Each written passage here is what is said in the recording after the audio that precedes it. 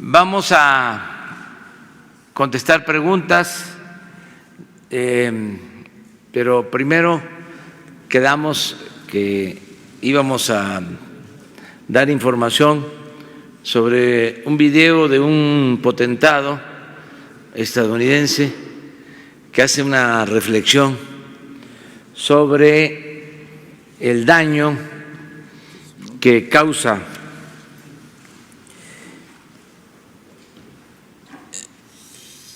la desigualdad, el que no haya conciencia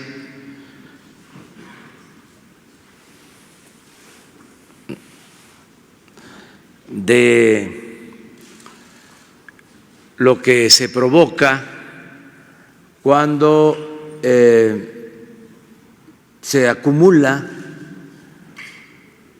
mucho capital en pocas manos, cuando pocos tienen mucho y muchos tienen poco.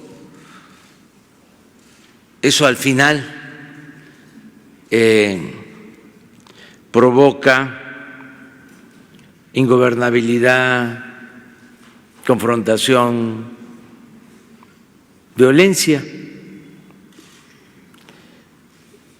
Y eso es lo que él expone, y lo importante es que lo hace un hombre con mucho dinero.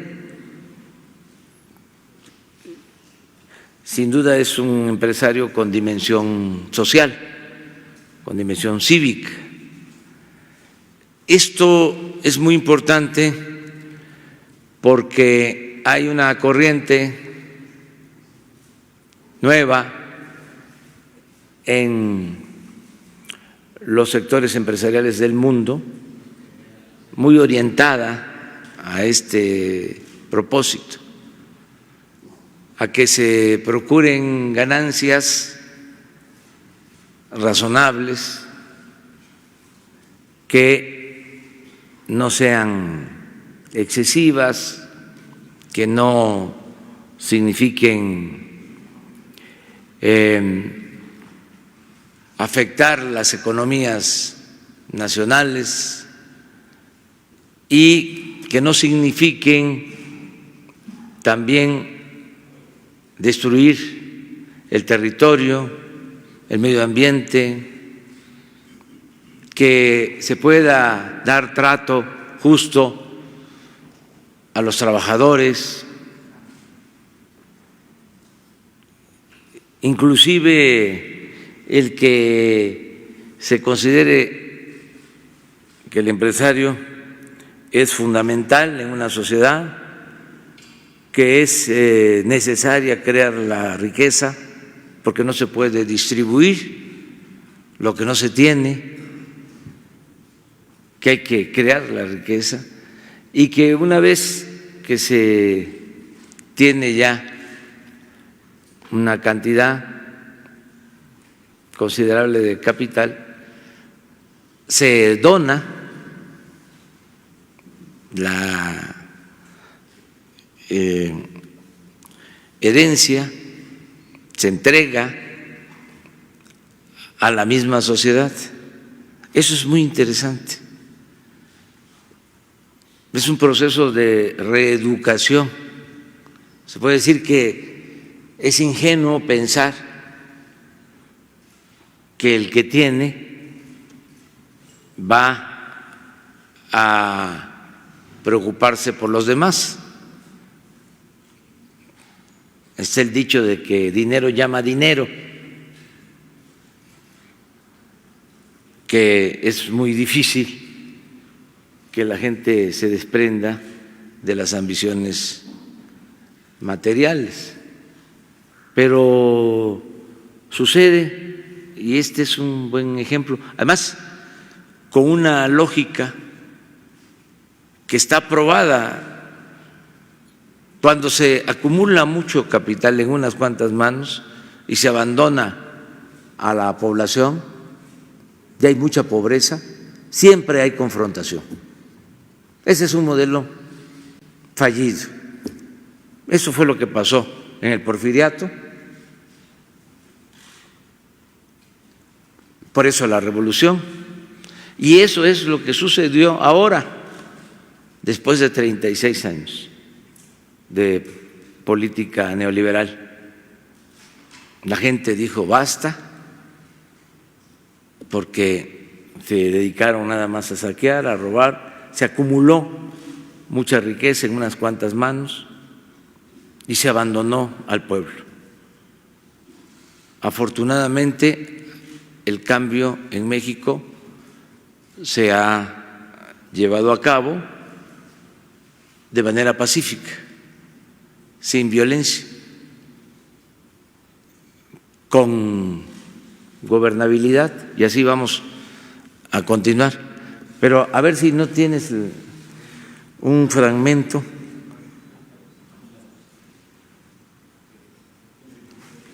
Es, sí, un poco extenso, pero nada más vamos a tratar You probably don't know me, but I am one of those 0.01 percenters that you hear about and read about, and I am by any reasonable definition a plutocrat. And tonight, what I would like to do is speak directly to other plutocrats, to my people, because it feels like it's time for us all to have a chat. Like most plutocrats, I too am a proud and unapologetic capitalist. I have founded, co-founded, or funded over 30 companies across a range of industries. I was the first non-family investor in Amazon.com. I co-founded a company called Aquantive that we sold to Microsoft for $6.4 billion. My friends and I, we own a bank. I tell you this, unbelievable, right? I tell you this to show that my life is like most plutocrats. But let's be honest, I am not the smartest person you've ever met. I am certainly not the hardest working. I was a mediocre student. I'm not technical at all. I can't write a word of code. Truly, my success is the consequence of spectacular luck, of birth, of circumstance, and of timing. But I am actually pretty good at a couple of things. One, I have an unusually high tolerance for risk. And the other is, I have a good sense, a good intuition about what will happen in the future, and I think that that intuition about the future is the essence of good entrepreneurship. So what do I see in our future today, you ask? I see pitchforks, as in angry mobs with pitchforks. Because people like us plutocrats, because while people like us plutocrats are living beyond the dreams of avarice, the other 99% of our fellow citizens are falling farther and farther behind. If the trend continues, the top 1% will share over 30% of national wealth in another 30 years, while the bottom 50% of Americans will share just 6%. You see, the problem isn't that we have some inequality. Some inequality is necessary for a high-functioning capitalist democracy.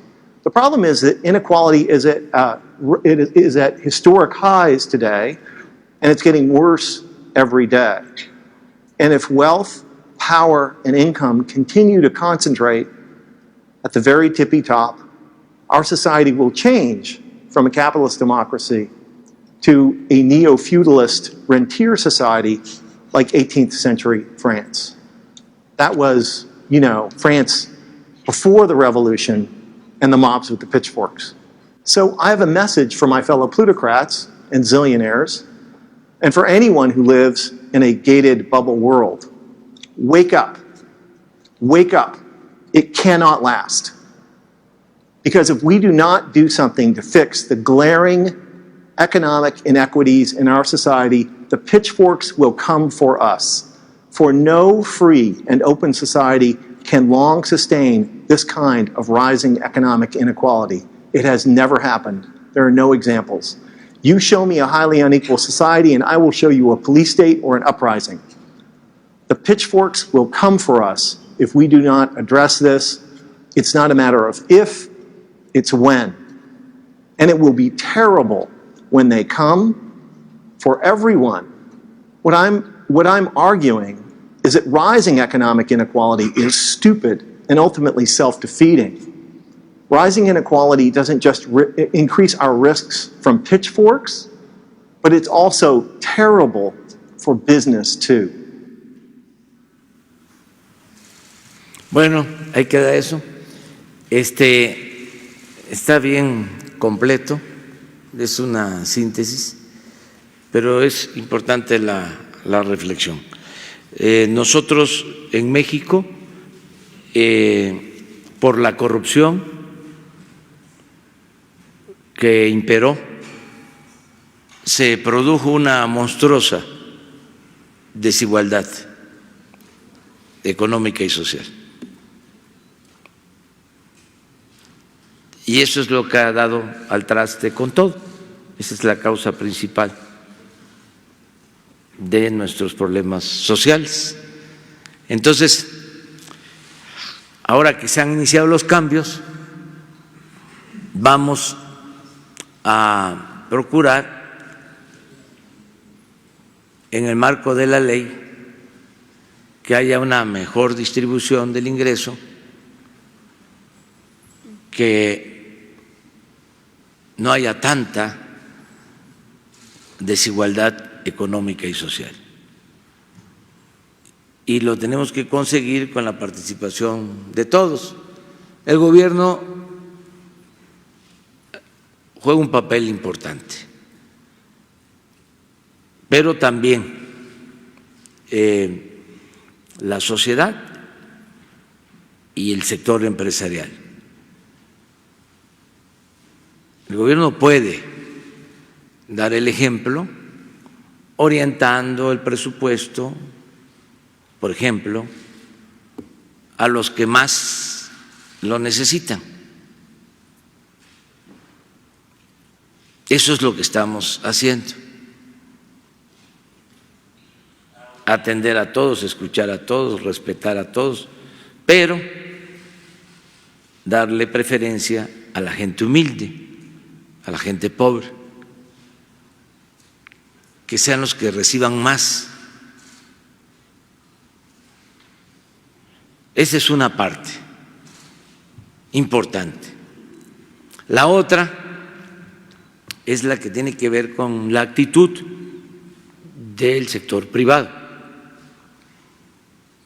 que debe de procurar, desde luego, hacer negocios. Esa es su función principal, pero al mismo tiempo buscar ganancias razonables y que se respete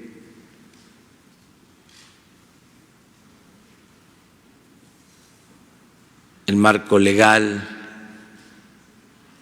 que se paguen los impuestos. Todo eso ayuda mucho. Y la sociedad en su conjunto, que todos contribuyamos para denunciar la corrupción, no ser agente de la corrupción y ser responsables, como lo son, y hay que reconocerlo, la mayoría de los trabajadores de México, que cumplen, trabajan, reciben hasta pocos salarios y gracias a ellos el país sale adelante. Entonces, este es un tema interesante a tratar, porque luego nos quedamos nada más en los efectos y no analizamos las causas, y se requiere saber por qué la crisis de México, que es muy fácil, ¿no? Decir, desde un medio de información, más si es un medio de información extranjero, de que existe una crisis sin tener los antecedentes. Por lo general estos medios se dedicaron a aplaudir al régimen que produjo esta monstruosa desigualdad económica y social, y nunca advirtieron que se iba a producir una descomposición social y que se iba a provocar inseguridad y violencia, todo lo que estamos padeciendo. También decirles, comentarle a toda la gente que va aplicándose el plan de transformación a pesar de todos los obstáculos, de todos los problemas que tenemos que enfrentar. Seguimos avanzando y reafirmo que se ha logrado mucho en poco tiempo. Yo podría decir que ya están las bases de la transformación, pero todavía falta terminar la obra. Por eso estoy planteando que nos va a llevar un año más y que entonces sí va a quedar terminada la obra de transformación en un año más. Y va a ser muy difícil, no me gusta la palabra reversible, usarla,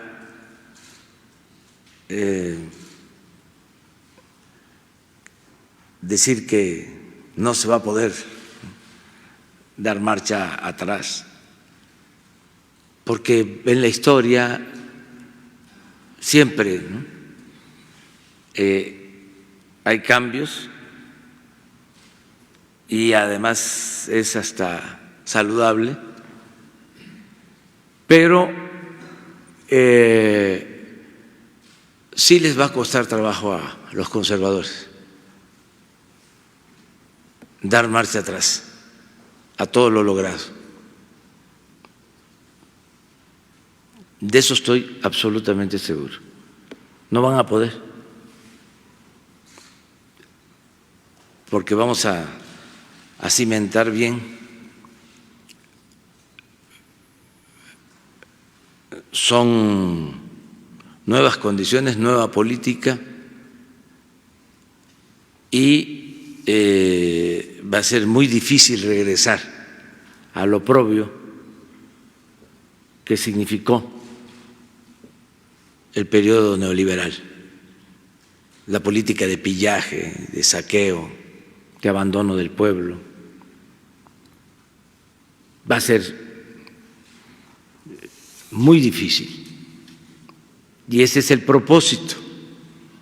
Por eso también la prisa. ¿Por qué doy a conocer esto? Bueno, porque últimamente hemos enfrentado situaciones difíciles, pero esto no nos va a desviar. Al contrario,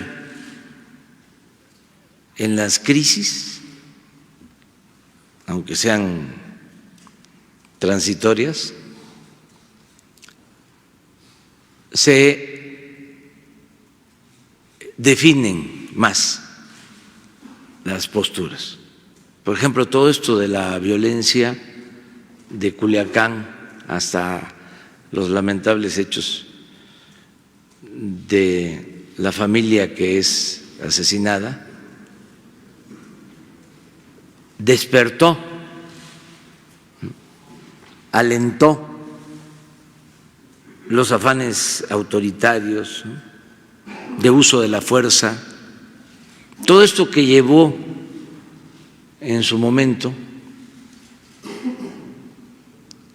a declarar la guerra al narcotráfico. En aquel entonces no estaba ni siquiera así.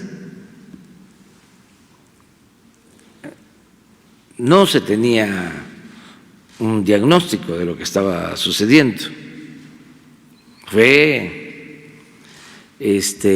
una determinación que se decide pensando de que de esa manera se iba a adquirir legitimidad. Acababa de pasar la elección y era como un golpe espectacular. Es decir, esto le va a gustar a la gente, pensando de que sí hay un sector de la población con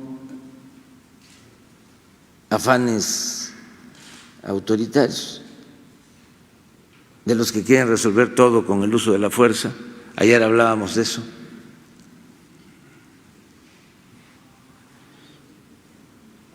Y resultó pues un fracaso el tomar esa decisión. No se logró nada. Como fracasa esa estrategia,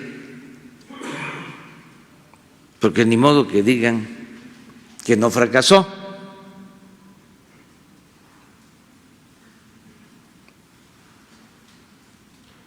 Entonces decimos nosotros, ya no vamos a seguir por el mismo camino trillado de siempre. En sus propios términos hablamos de un nuevo paradigma para enfrentar el problema de la inseguridad y de la violencia, que tiene como sustento atender las causas que originan la inseguridad y la violencia, es decir, el que haya bienestar. Empezamos, como existen pues las inercias, y no solo eso, los grupos de la delincuencia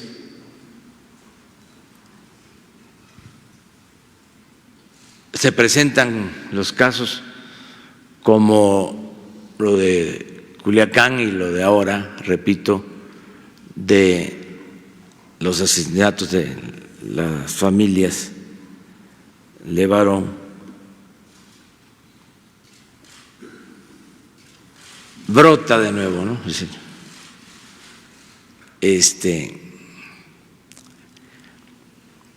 Como el grito de las ranas.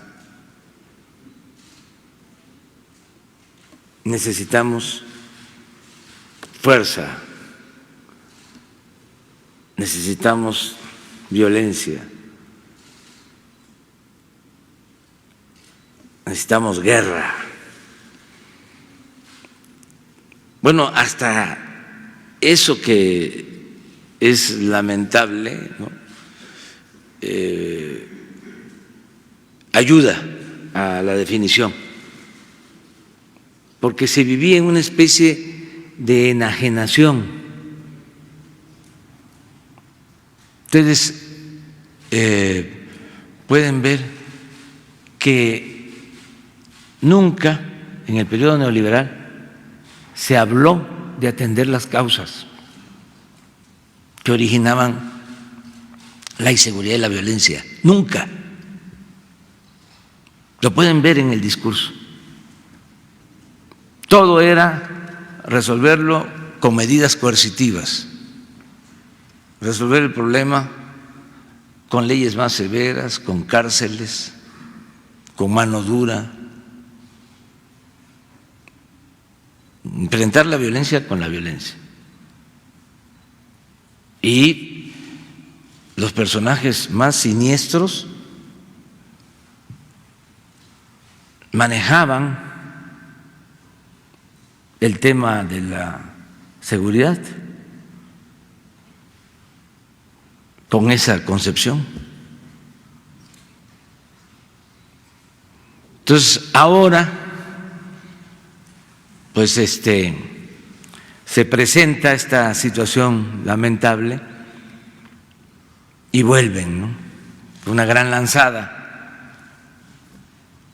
En conclusión, nosotros no vamos a cambiar la estrategia. Nosotros vamos a seguir atendiendo las causas que originan la inseguridad y la violencia.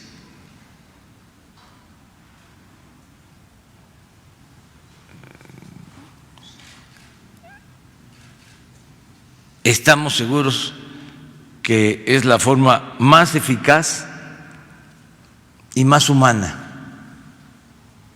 de enfrentar el problema de la inseguridad y de la violencia. Lo que estamos haciendo. Estamos convencidos de eso. 2, no vamos a usar la violencia para enfrentar la violencia. Estamos absolutamente convencidos que la paz y la tranquilidad son frutos de la justicia.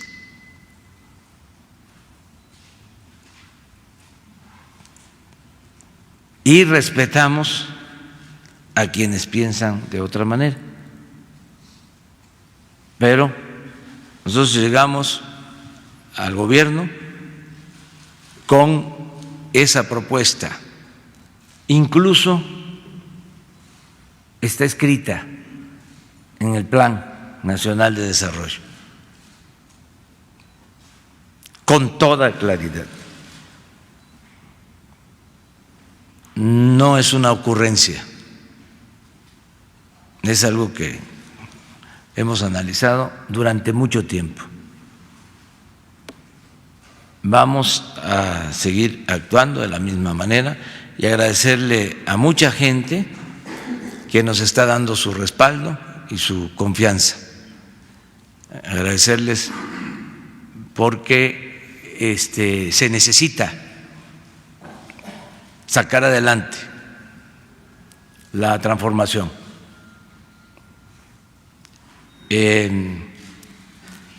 Y enfrentar todas las adversidades. Y vamos bien, que no haya duda de que vamos muy bien y que vamos a ir superando todo esto, que es una herencia de una política fracasada que nunca más se va a volver a aplicar en el país. Nunca más. Y ahora sí.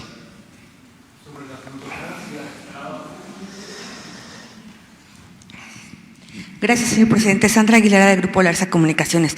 Padres de niños con cáncer se manifestaron ayer en el Senado de la República porque no tienen claro qué pasará con sus hijos tras la desaparición del Seguro Popular. Además, mujeres con cáncer que son atendidas en asociaciones civiles donde dan atención de primer mundo subsidiadas por el Seguro Popular necesitan saber qué pasará. ¿Cómo será la transición del cambio de Seguro Popular a Seguro del Bienestar?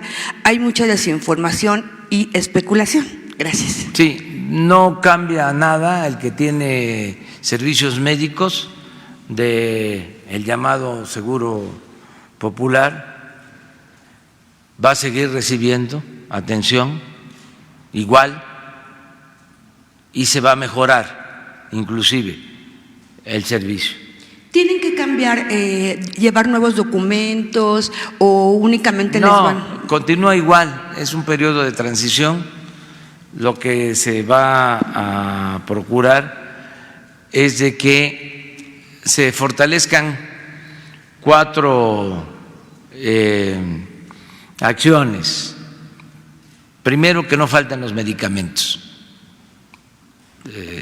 en las clínicas, en los centros de salud, en los hospitales,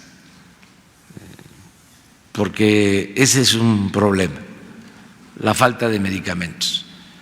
También, aunado a la falta de medicamentos, se limitaba en el llamado Seguro Popular el número de medicamentos.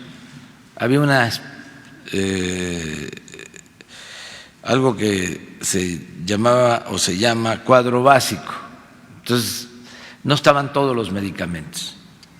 Por eso yo sostengo que ni era seguro ni era popular. Entonces, medicina, todas las medicinas, de manera gratuita, todas, a población que no tiene seguridad social, población abierta, que es la mitad de la población del país y son los más necesitados. Lo segundo es que no falten los médicos y los especialistas, porque no hay médicos suficientes. No hay especialistas. Otra cosa, y de las asociaciones que han estado dándole, por ejemplo, la FUCAM a las mujeres con cáncer, muchas veces, bueno, eran subsidiadas por el Seguro Popular para este tipo de tratamientos. ¿Todo va a seguir igual en este tipo de asociaciones? Sí, nada más sin corrupción, porque había mucha corrupción. Se entregaban los fondos, se usaba el dinero para otras cosas, no para los programas de salud. Llevaban su hojita de Seguro Popular, eso era como lo acreditaban y entonces las atendían. Eso ya no, eso no, porque es atención universal, atención médica y medicamentos gratuitos para todos.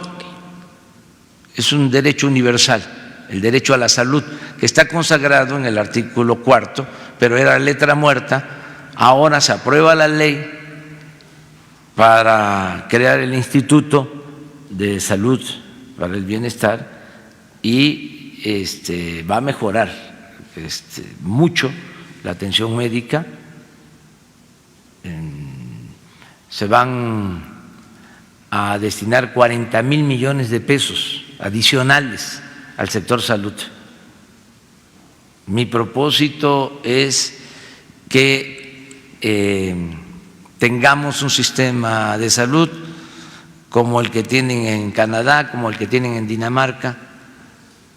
Ese es mi desafío, mi reto, y estamos en eso: mejorar la infraestructura, basificar a trabajadores del sector salud.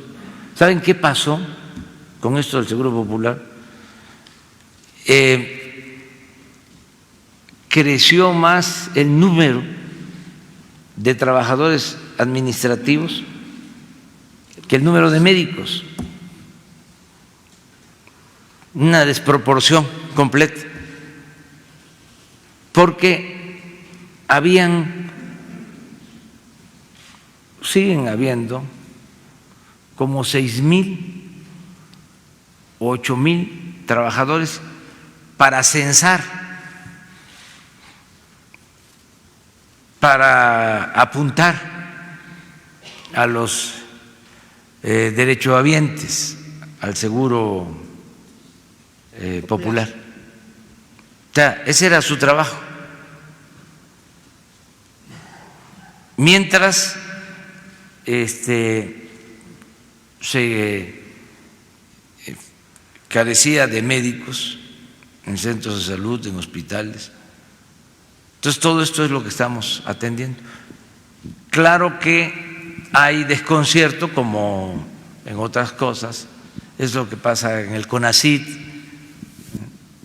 Todo el presupuesto se lo llevaban para el sector privado, no se destinaba presupuesto para investigación a universidades públicas, todo era subsidio para el sector privado, no se hacía investigación, incluso se bajó de nivel en los últimos años, en vez de avanzar en materia de ciencia y de tecnología, retrocedimos por la corrupción. Por eso la campaña en contra de la directora del CONACYT y algo parecido en esto de salud. Hasta leí un artículo de un intelectual serio, de derecha, conservador, pero inteligente. No hay muchos así. Y estaba defendiendo el Seguro Popular sin elementos, pues, o sea, sin tener toda la información. Pero poco a poco se va a ir sabiendo. Nada más que nadie se alarme. Si hay dudas, se da toda la información y a nadie le va a faltar la medicina. Al contrario, van a haber más medicamentos. ¿Sí? Nuria. Bueno, hola a todas y a todos. Soy Nuri Fernández de La Caracola.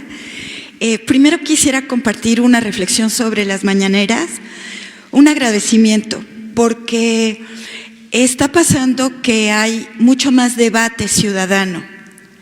Por ejemplo, en mi colectivo hay pues opiniones diversas sobre los distintos temas que se están tratando aquí y la gente empieza a tener una información que antes no tenía y a tener opiniones. En mi caso, esto me ha permitido empezar a escribir y a hacer como un poquito de periodismo de análisis y creo que muchas personas están tomando posición gracias a la información que se da aquí. Y como necesitamos una ciudadanía consciente para todos los retos que se vienen, pues quería agradecerles a todas y a todos y a ti eso, ¿no?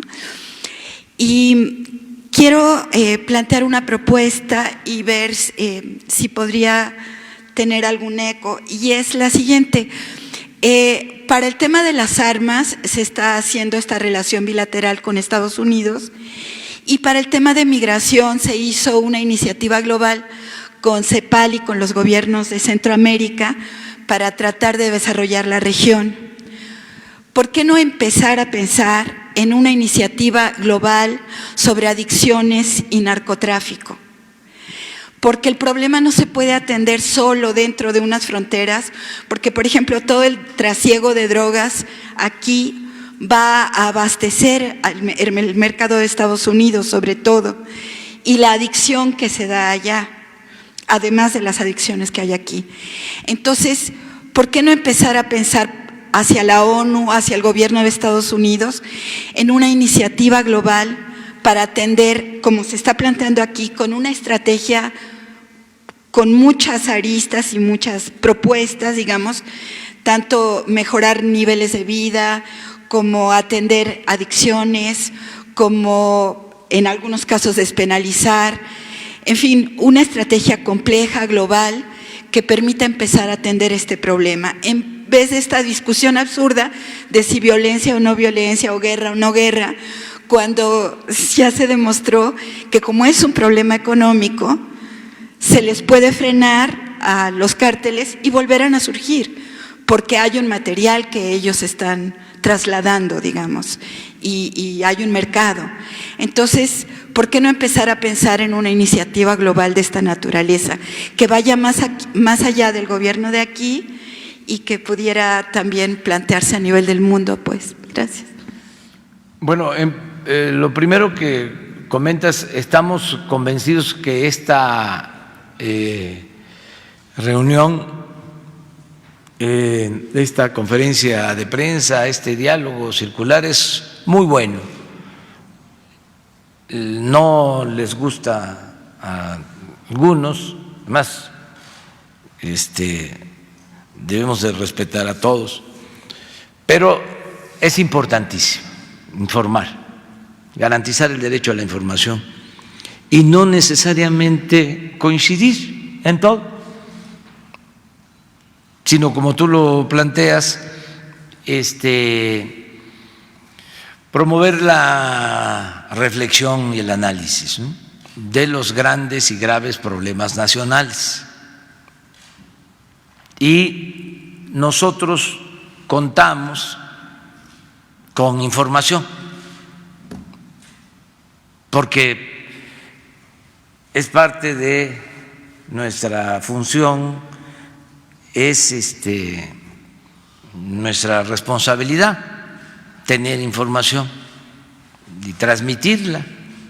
Y eso es lo que estamos haciendo a partir de la información, transmitir conocimiento de lo que está sucediendo, y ya el ciudadano va tomando va definiendo su criterio, ¿no?, con libertad, con absoluta libertad. Entonces, esto lo vamos a seguir haciendo. Además, les quiero compartir un dato. Cuando hay más polémica,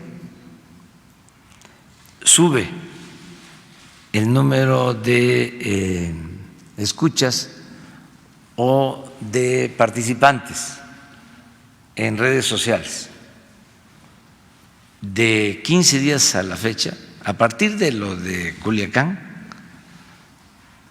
en lo que son las redes sociales nuestras, en mi Face, en el Twitter, está creciendo el número de participantes. Teníamos alrededor de 100,000 en, no sé si tenemos por ahí, en vivo, y en estos últimos días hemos estado en 120, 130, o sea, 20% más, o sea, ha crecido. Es muy interesante esto, porque la gente quiere información, desea tener información. Es muy bueno el que tengamos esta reunión todos los días. Lo otro, Nuria, está planteado en el Plan Nacional de Desarrollo, toda una estrategia de cómo enfrentar el problema de la inseguridad y de la violencia, con varias acciones. A ver si nos da tiempo de poner lo de seguridad, no para leerlo todo, sino para ver el capítulo destinado a seguridad y los enunciados, nada más, que son como 8, que tienen que ver con este plan integral, que incluye también lo de el consumo. Por eso empezamos y consideramos fundamental lo del bienestar.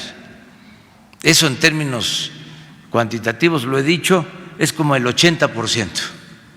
Esa es la base. Si hay bienestar, hay paz. Ahora que hubieron actos vandálicos en Juárez, porque el gobierno del Estado está retomando el mando en un reclusorio, porque ya sabemos la situación de los reclusorios, y el gobierno del Estado tomó esa decisión, desde luego que hubo una reacción, porque muchos delitos, sobre todo los que tienen que ver con extorsión, están saliendo de reclusorios. Entonces el gobernador de Chihuahua toma la decisión, nosotros apoyamos eso, y hay actos vandálicos. Pero, ¿qué sucede? Que quienes llevan a cabo esto, desgraciadamente, son jóvenes adictos, contratados, ya no tienen, y eso es lo que yo espero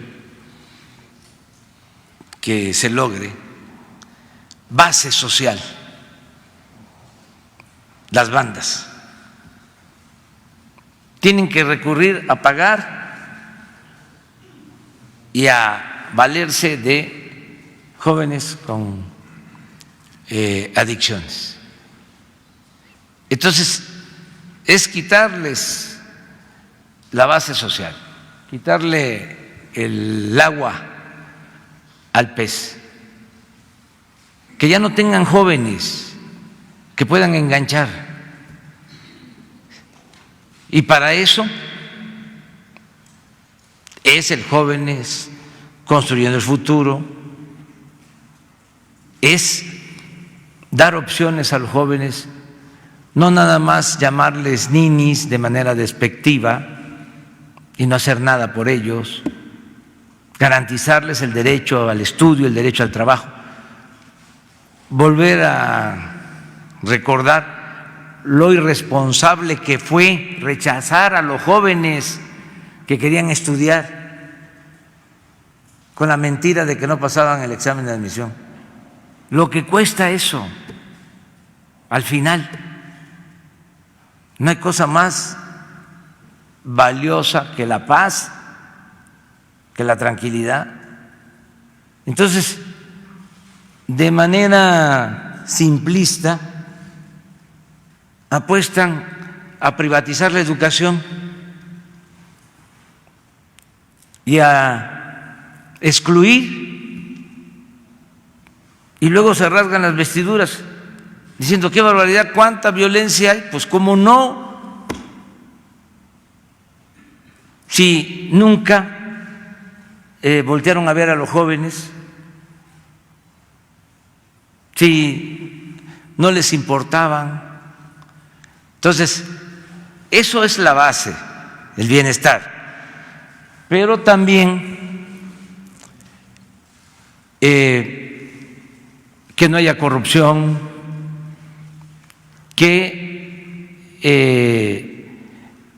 haya una separación tajante entre delincuencia y autoridades, porque si no hay frontera y son lo mismo las autoridades que los delincuentes, pues no se puede. Lo mismo el de buscar la forma de detener el consumo, es cosa de preguntar para no meternos en la vida de otros países, pero ¿cuántas campañas hay en el mundo de atención a los jóvenes para que no haya frustración, para que el joven tenga posibilidad de salir adelante con el estudio, con el trabajo? ¿Cuántas campañas hay de orientación a los jóvenes en el mundo? ¿Se destinará el mismo dinero a estas campañas que el dinero que se destina a la publicidad del alcohol?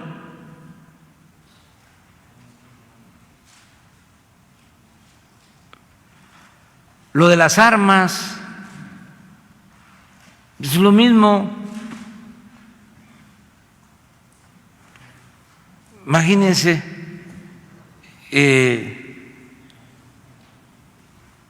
si no se tiene control de las armas, se compran armas en algunos países sin ningún requisito de nada,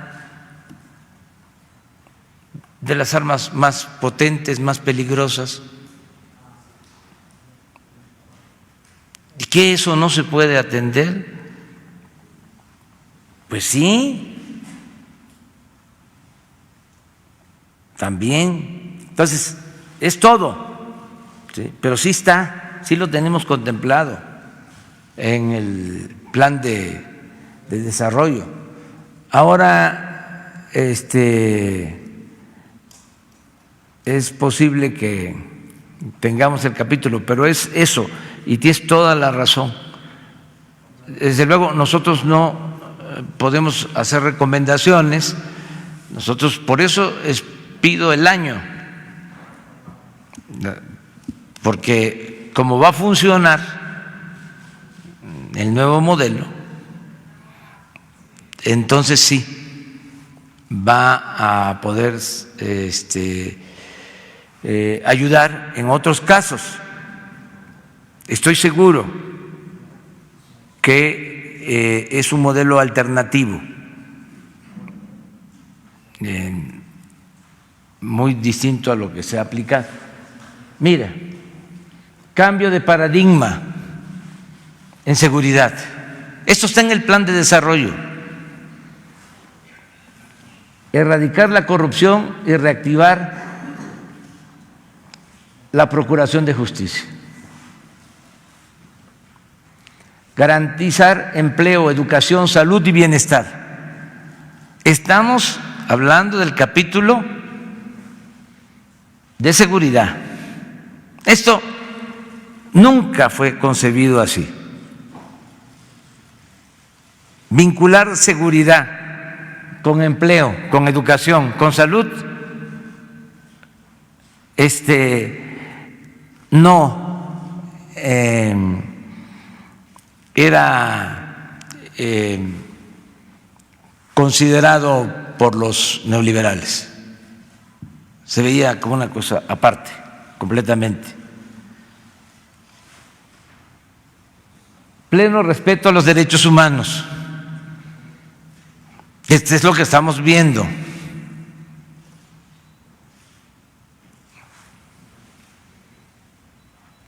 Regeneración ética de las instituciones y de la sociedad.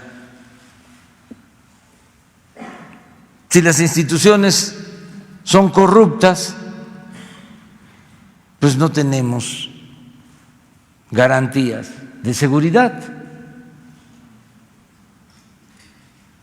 Reformular el combate a las drogas.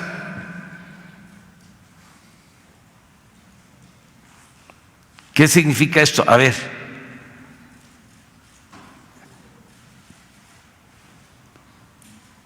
¿sigue la prohibición o no? Vamos revisándolo. Lo podemos hacer nosotros porque llegamos con el apoyo del pueblo, porque somos libres, porque no tenemos que pedirle permiso a ningún grupo de interés creado, a ningún gobierno extranjero. Tenemos que hacer lo que nos convenga para que no sigan sufriendo los mexicanos, para que no siga habiendo asesinatos. Pero, a ver, el índice, la construcción de la paz,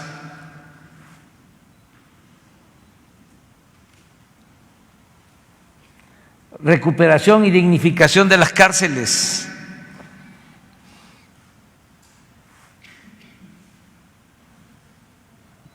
articular la seguridad nacional, la seguridad pública y la paz.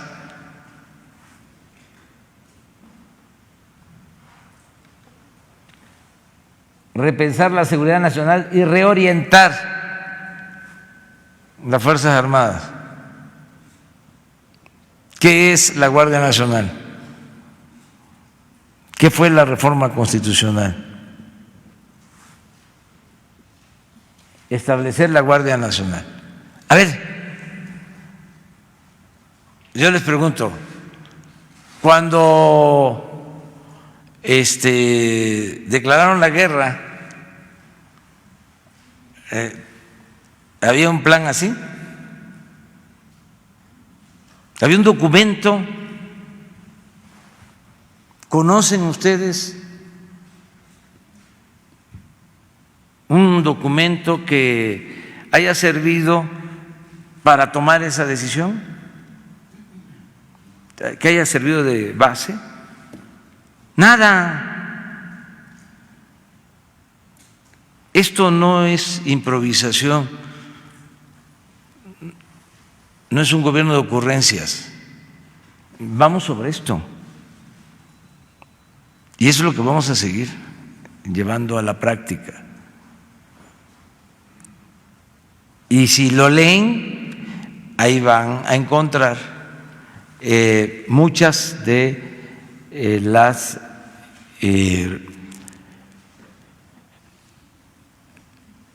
preguntas, o van a encontrar las respuestas a preguntas que aquí se hacen, pero sí estamos conscientes y sí sabemos que es importantísimo esto. Y agradecer también todas las aportaciones. Una de las cosas importantes de esta rueda de prensa es que la gente se informa y eso ayuda mucho a que la gente también participe, opine, se vayan cambiando conductas en familias, en el trato comunitario, social. Son nuestros temas que deben de tratarse públicamente. A ver. Buenos días, señor presidente. David Pérez de Tejada, Informe 24. Viendo el plan, me parece que los mexicanos lo entienden. Vamos, hay un plan establecido, como usted dice. ¿Cuál sería la reflexión del presidente? ¿Cómo se le habla directamente, que también usted lo ha dicho, el criminal, el narcotraficante es pueblo? ¿Cómo se le habla a esa persona que no tiene escrúpulos y que mata niños y que mata mujeres y que no puede esperar o ser partícipe de este plan? ¿Qué sería el mensaje del presidente hacia ese pueblo que no está, pues, con esta razón? No, decir que hay personas que están en el crimen organizado y ya con un nivel de descomposición extremo, por lo general los que cometen estos actos de crímenes, de asesinatos, por lo general son gentes drogadas. Eso está probado. Cuando están en la acción, en los enfrentamientos, la mayoría drogados. O sea,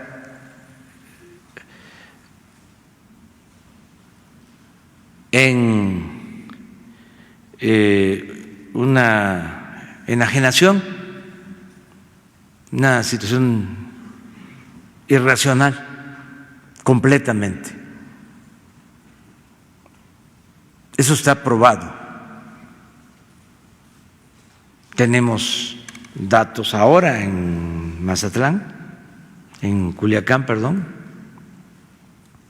cuando detienen a unos militares, los que los detienen, los apresan, estaban drogándose y ofreciéndole droga a los militares. Entonces, un poco para contestar tu pregunta, o sea, hay un nivel de racionalidad en todo esto, pero tenemos que evitar llegar a eso, porque tu pregunta va también en el sentido de la reflexión de muchos, decir, sí, está bien atender las causas, pero eso va a llevar mucho tiempo. Y mientras, sí, se siguen cometiendo estos horrores. Sí, es que ya, a final de cuentas ya están, ¿no? Y a veces te voy a acusar con tu mamá o un fuchihuacala no alcanza. No es así. Bueno, simplificas mucho, para decirlo menos. Pero sí hay que atender las causas, porque se la pasaron durante todo el periodo neoliberal, se la pasaron diciendo de que sí, eso está bien, hay que procurar el bienestar, pero eso lleva mucho tiempo. Pero a ver, en lo inmediato, ¿qué? Y así transcurrió el tiempo. Y lo que se engendró fue, pues, esta irracionalidad. Entonces, sí nos lleva tiempo, pero es lo mejor atender las causas. Es en todo. Es mejor prevenir que lamentar. En la medicina es mejor prevenir que curar. Cuesta menos, es más eficaz. Pues es lo mismo. O sea, vamos a luchar, a procurar que haya una sociedad mejor, no la degradación que significó la política neoliberal. Sin autoridad moral, ¿cómo las autoridades van a actuar? Entonces, sí nos va a llevar tiempo, desde luego, pero vamos bien. Y al no haber complicidad entre autoridades y delincuencia, nada de que vamos a respetar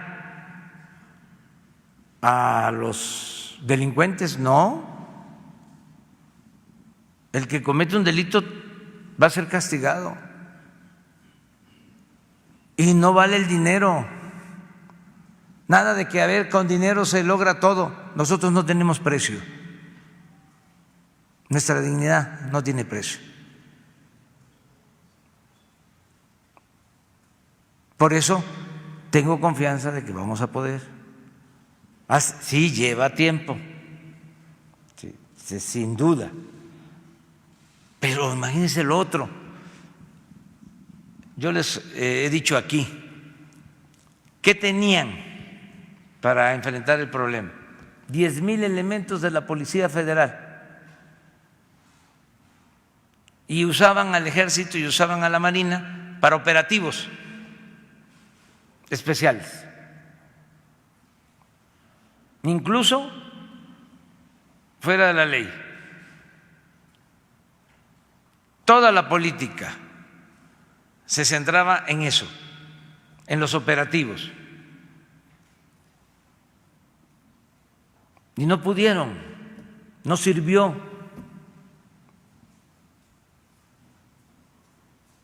Hay asuntos gravísimos de esa política. Los niveles, ya lo hemos visto aquí, los índices de letalidad. Se puede probar de que ajusticiaban. Imagínense lo que desata eso, los odios que se desatan. No olviden, detuvieron a un delincuente famoso, un operativo, y le ponen al cuerpo dólares.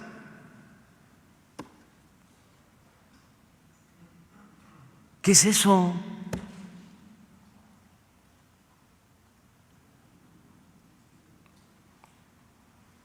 No. Y yo respeto muchísimo a quienes piensan que con la fuerza, con medidas coercitivas, con la guerra, con el predominio o la superioridad de armamento o de fuego, con eso se va a resolver el problema. No, eso no está en cuestión. Nosotros tenemos un ejército preparado, disciplinado, profesional, con el armamento necesario, pero no es eso. No se trata de eso. No es un asunto de violencia que debe de enfrentarse con violencia.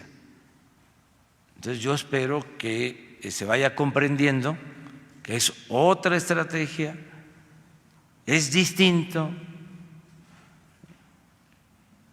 y ya hemos avanzado poco. Ahora tenemos Guardia Nacional, que no había, hay más presencia en el territorio y se están capacitando, se están reclutando, se están formando nuevos elementos. Vamos a ir avanzando. Se está también trabajando, haciendo algo muy especial, importante en materia de inteligencia, porque es mejor también usar bien la inteligencia y no apostar todo a la fuerza. Entonces estamos trabajando en eso y ahí vamos, poco a poco. A ver, los tres. Ya nos vamos después a la izquierda. Bueno, mi nombre es Vincent Beaufils, señor presidente. Yo soy periodista francés y trabajo para un semanario económico. Y yo quisiera volver a su introducción con la video del plutócrata, vamos a decir, responsable. Y yo le quería preguntar si eso es lo que usted llama la economía moral. Yo sé que usted va a sacar un libro sobre eso en unas semanas, pero me gustaría enseñar a los lectores franceses lo que es la economía moral de un punto de vista de un presidente mexicano. Y siendo más específico, tomando lo que usted dijo en cuanto al sector empresarial y a sus responsabilidades. Usted dijo, ellos tienen que hacer negocios y ganancias razonables. ¿Qué son, según usted, unas ganancias razonables en una economía moral? ¿Usted considera que se paga suficientemente impuestos en México cuando tiene una tasa de recaudación que es la más baja de toda Latinoamérica, especialmente en la gente adinerada? Y usted tiene como un plan al respecto. Gracias. Sí, es muy interesante tu pregunta. En efecto, el nuevo libro se llama Hacia una nueva economía moral. Va a estar en librerías el día 1 de diciembre. Y sí trato el tema, menciono lo que están haciendo empresarios de Estados Unidos, que después de 50 años cambian su código de ética y incluyen lo de ganancias razonables, el trato justo a sus trabajadores, el respeto al medio ambiente. Esto surge de ellos.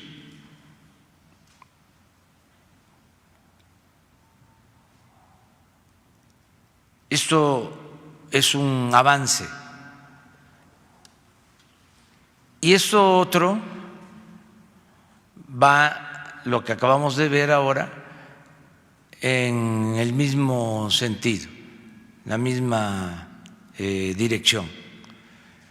En México necesitamos también la adopción de ese nuevo paradigma,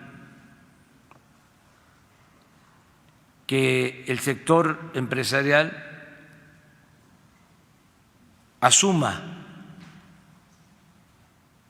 ese compromiso. Quiero dejar de manifiesto que hay una actitud muy positiva en el sector empresarial del país. Inclusive, aunque cometo una indiscreción, me han informado los dirigentes de las organizaciones empresariales de México que están trabajando sobre un código de ética empresarial.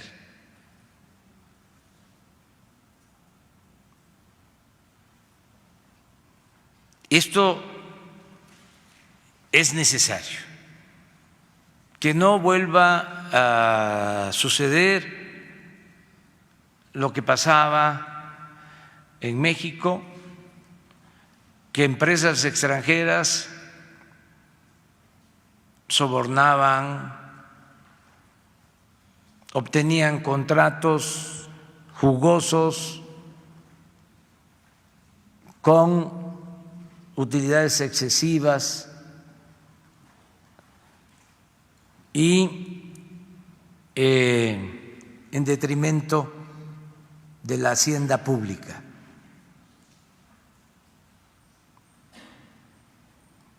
Estamos hablando de empresas que hicieron un negocio al amparo del poder público, como Repsol de España, OHL también de España, Odebrecht y otras empresas extranjeras y nacionales.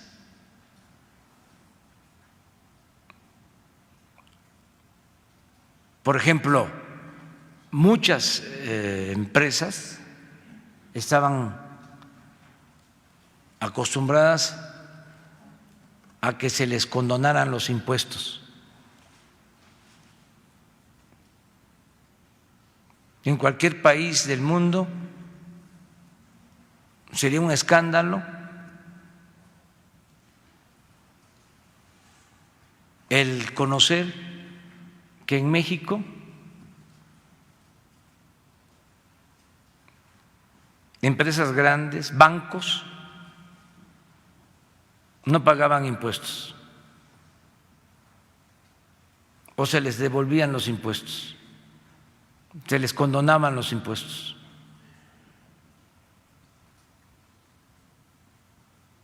Por eso la baja recaudación.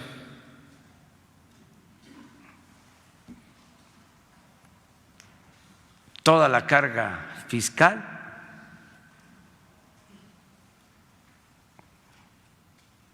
la llevaba el pueblo raso y las clases medias. Desde luego los trabajadores. Y había mucha evasión fiscal y fraude, creación de empresas fantasmas para evadir impuestos,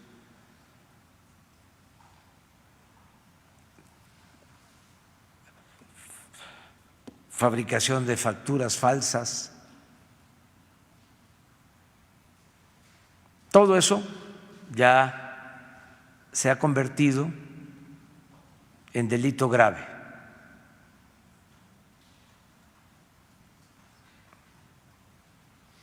Y entonces estamos poniendo orden, pero lo más importante es la actitud. El que avergüence hacer eso. Ayer que una periodista española, que dicho sea de paso, tienen todo su derecho a preguntar, porque nosotros no vamos a cerrar al país.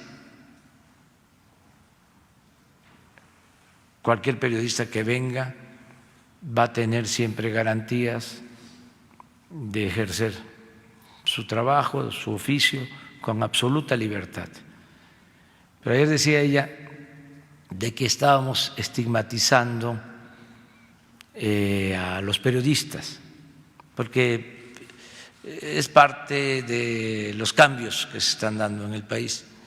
Y le contesté de que estábamos estigmatizando la corrupción, que eso es lo que queremos estigmatizar.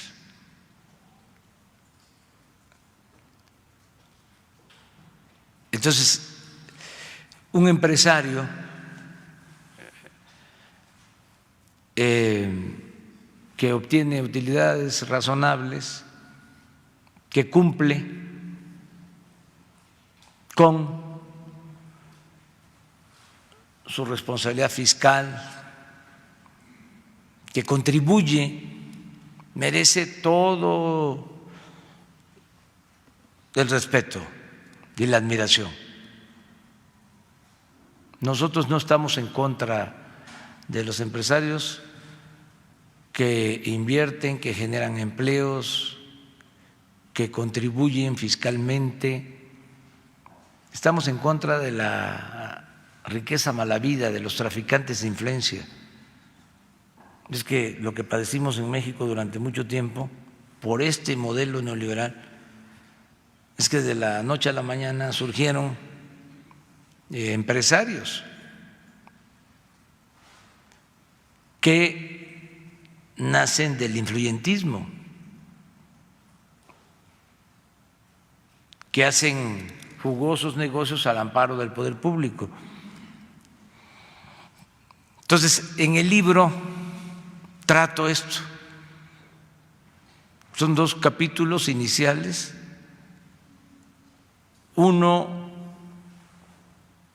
para reafirmar el por qué la corrupción es el principal problema de México. Y 2, lo ineficiente que fue el modelo neoliberal. Y a partir de ahí es la propuesta, lo nuevo. Esto que vimos aquí, por ejemplo, de cómo abordar el tema de la seguridad pública, el problema de la inseguridad, cómo abordarlo, pero también lo económico, lo político, lo social. Es ese libro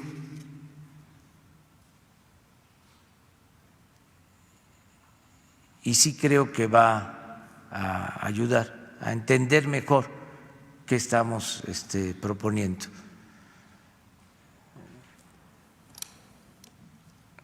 Esa es tu pregunta.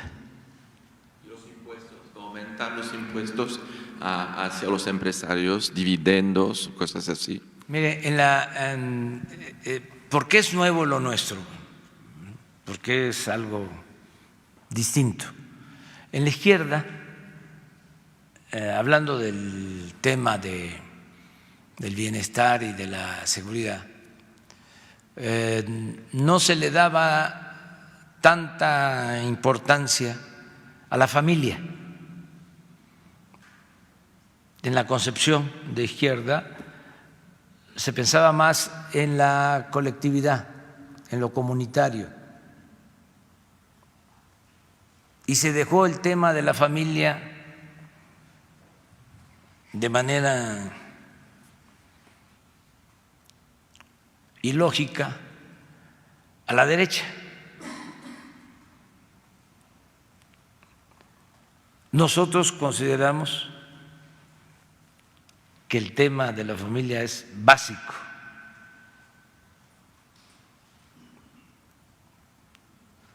Sobre todo por las características de las familias en México, que es un núcleo muy fraterno. La familia mexicana está muy unida, es la principal institución de seguridad social. Ni el neoliberalismo pudo acabar con la familia mexicana.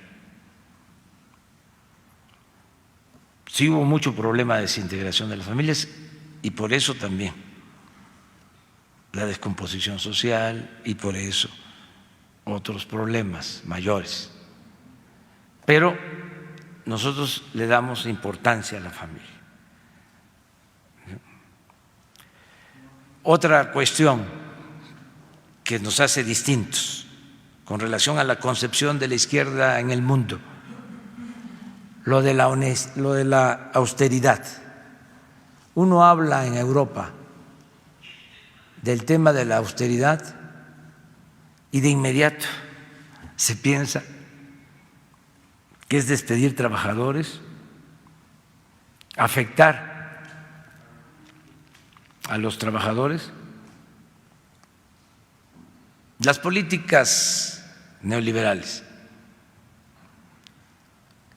Y para nosotros la austeridad es otra cosa, tiene que ver con nuestra historia, tiene que ver con el ejemplo de los liberales del siglo XIX, el ejemplo del presidente Juárez. Decía Juárez, el funcionario tiene que aprender a vivir en la justa medianía.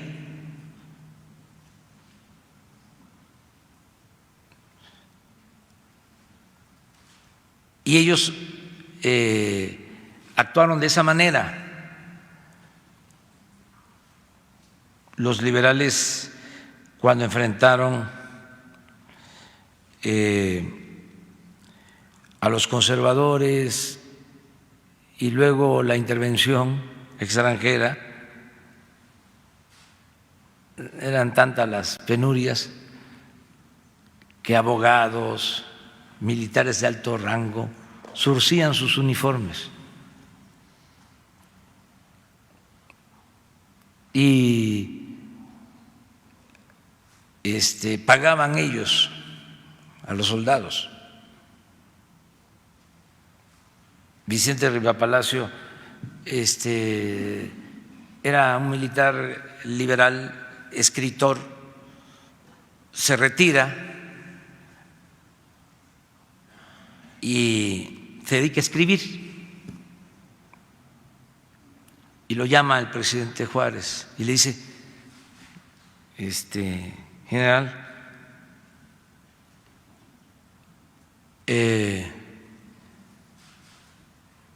nosotros le debemos a usted dinero por lo que invirtió en el pago de soldados. La respuesta de Riva Palacio fue: a México no se le cobra, se le sirve. O sea, traemos eso. Eso es lo que tiene que ver con la austeridad. Y luego otra cuestión que es interesante, para la izquierda, tiene que haber progresividad en el pago de los impuestos. Y está bien cobrar más impuestos a los que tienen más. Esa es una concepción general. Hasta los tecnócratas hablaban de que era poco lo que se recaudaba en México con relación al producto, muy distinto a lo que sucedía en otros países. Por eso, últimamente hubo una reforma fiscal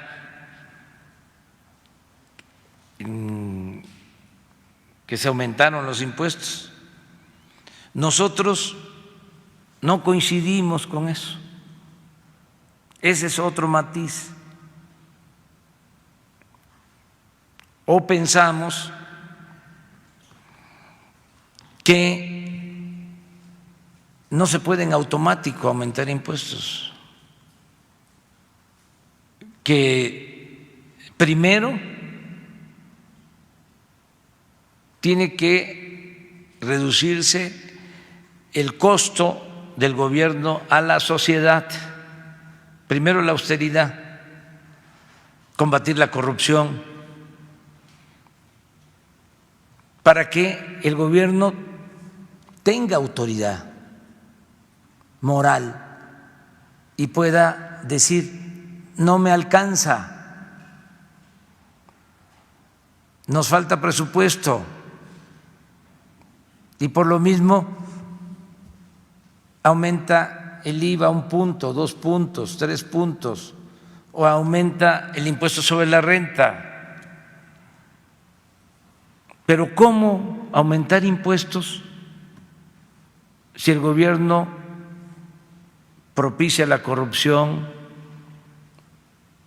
si derrocha, si los sueldos de los funcionarios en México eran los sueldos más elevados en todo el mundo? Me refiero de los altos funcionarios públicos de México, eran los que más cobraban en el mundo.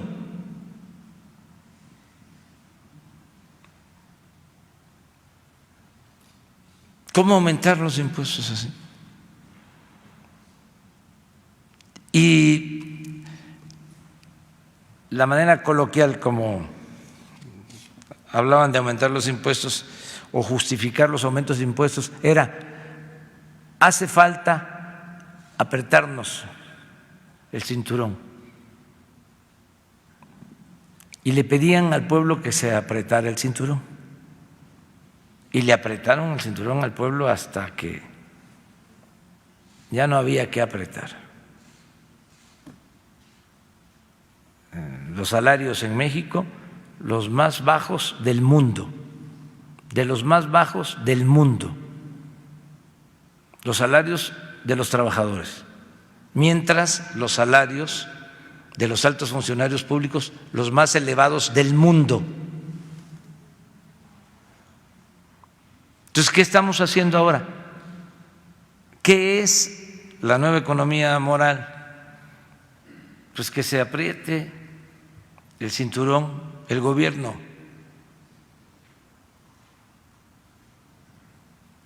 Y hay un ejemplo claro que puede resumir lo que es la nueva economía moral. El año pasado, la Presidencia de la República ejerció 3.600 millones de pesos y este año vamos a ejercer 800.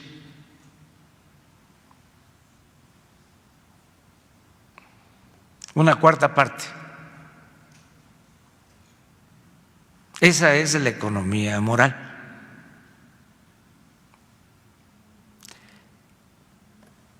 Claro,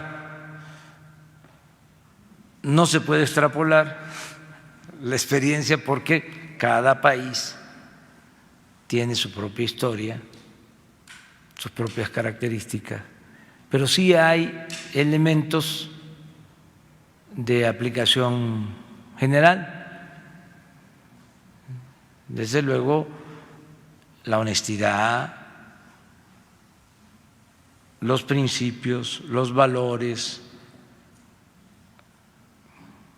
regresar a la libertad, a la igualdad y a la fraternidad. Buenos días. A ver. Gracias. Buenos días, presidente del Termina gobierno. él y vas tú. Buenos días, presidente del Gobierno de México. Su servidor Carlos Pozos, reportero de la revista Petróleo y Energía. También dando seguimiento a este video que nos acaban de presentar ustedes, ¿podría asegurarnos que su gobierno ha dejado de servir a la plutocracia mexicana e internacional, la que hasta la administración pasada nos llevó a este desgaste del tejido social? Y si este nuevo código de ética de parte de los empresarios mexicanos es un signo de paz, buena voluntad y de reconciliación con el empresariado mexicano. La verdad que siempre hemos tenido buenas relaciones con los empresarios. Hay discrepancias, es natural, pero en general nunca se ha roto el diálogo. Por ejemplo, siempre hemos estado en comunicación.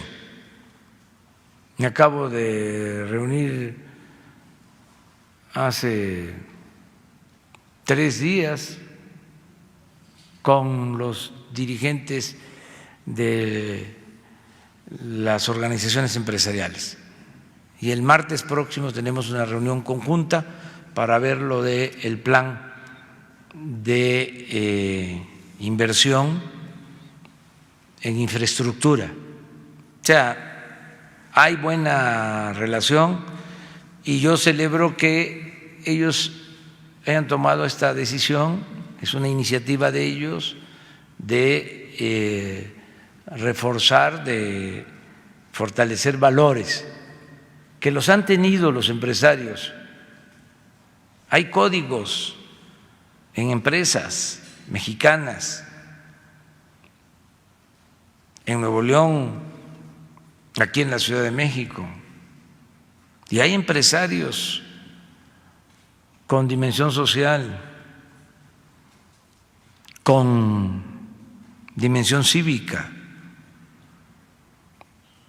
Entonces celebro que esto se esté haciendo. Hoy tengo una comida con empresarios de la construcción para lo del Tren Maya. ¿No es a la de la industria de la radio y televisión? Esa voy antes, ahí no va a haber, digo, es una ceremonia que voy con mucho gusto con los empresarios de la radio y la televisión, pero me regreso porque tengo esta comida, pero sí voy a estar en las dos. ¿Y cuál era tu otra pregunta? Pues mi otra pregunta precisamente es sobre la comida de la industria de la radio y televisión, señor presidente de México.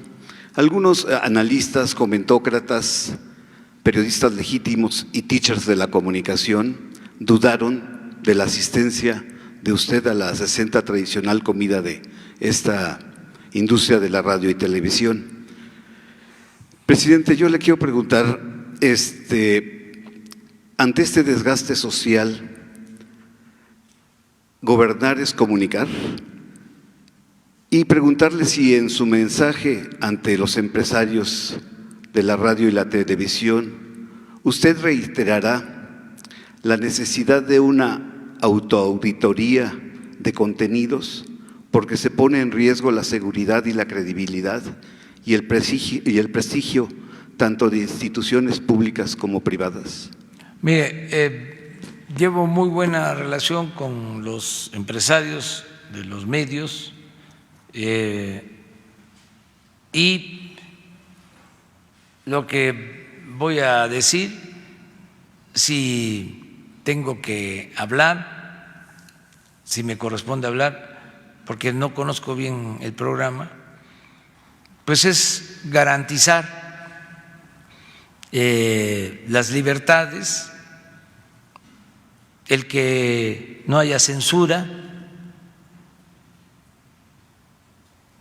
y el que podamos ayudar en todo para hacer realidad el derecho a la información. No regular, ya lo hemos dicho en otras ocasiones, mucho menos censurar. La prensa, los medios se regulan con los medios.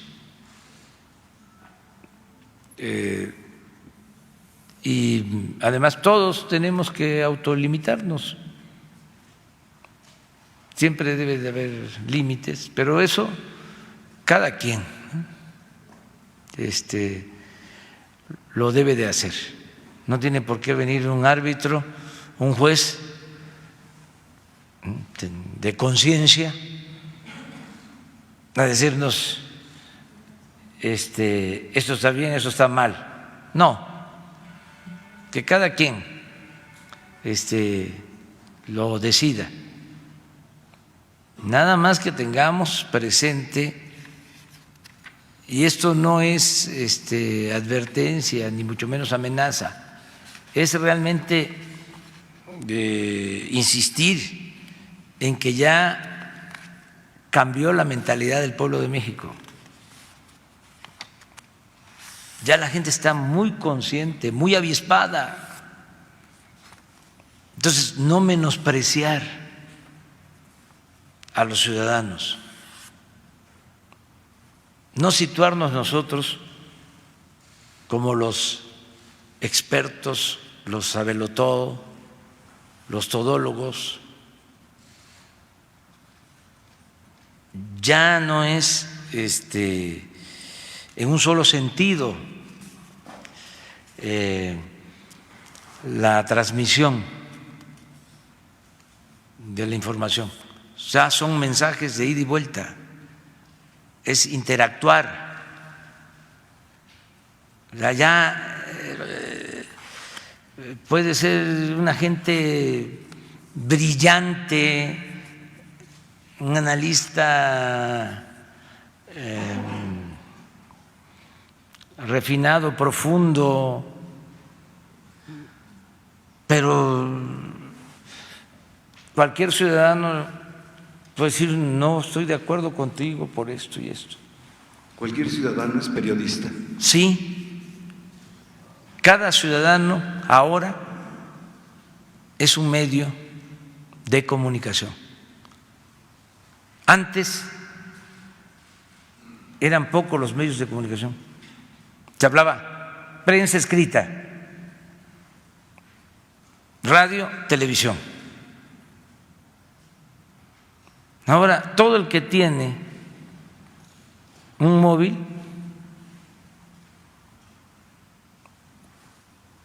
está participando. Y son millones.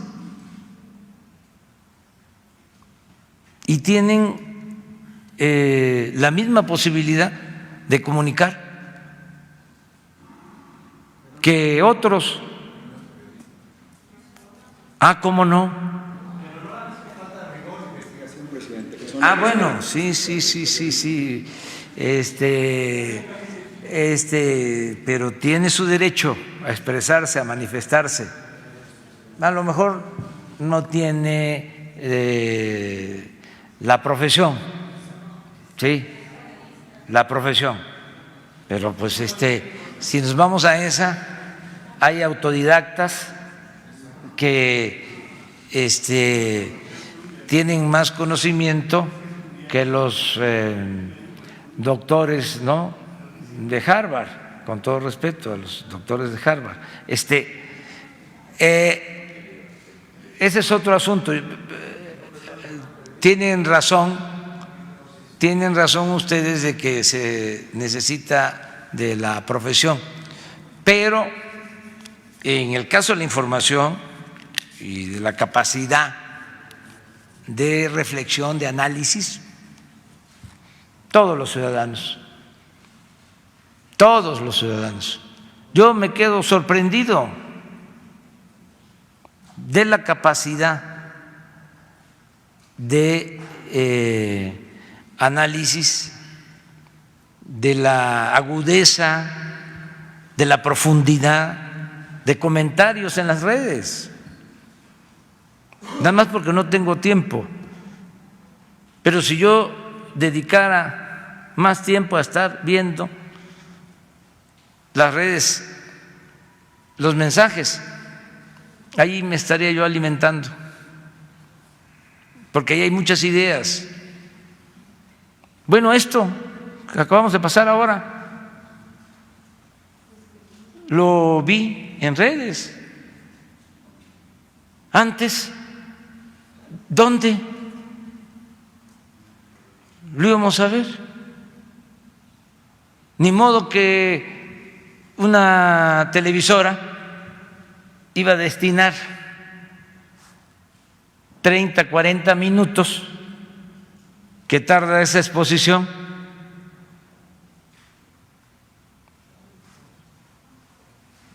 Bueno, si hasta por ley creo que cada 20 minutos tiene que haber comerciales,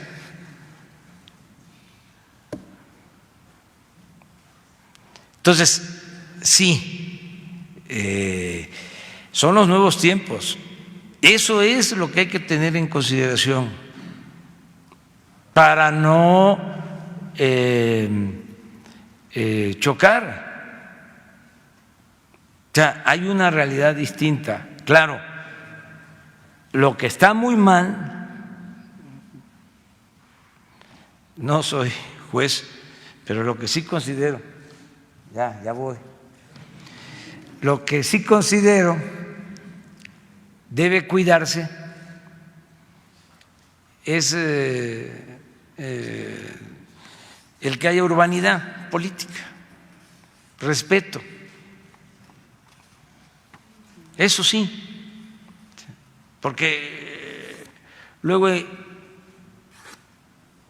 vulgaridades. Eso no ayuda. Estamos hablando de el debate con argumentos. Eso es importantísimo. Argumentar. No el insulto, no las vulgaridades. Dan pena.